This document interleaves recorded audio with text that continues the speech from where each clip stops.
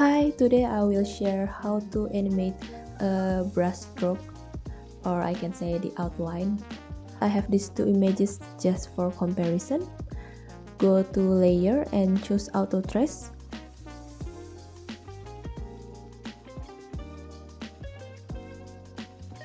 And everything on it, just click OK.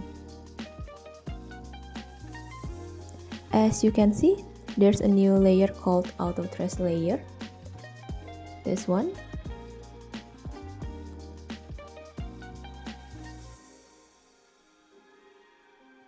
And now go to effect and search for stroke. Drag and drop it to the auto trace layer.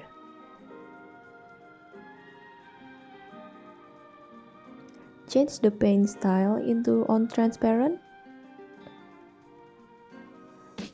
As you can see, there's only one part of this picture got the outline, so you have to check the all mask. Put the auto trace layer below the image. You can adjust the brushstroke as much as you want, and for me I choose 3. I think it's enough.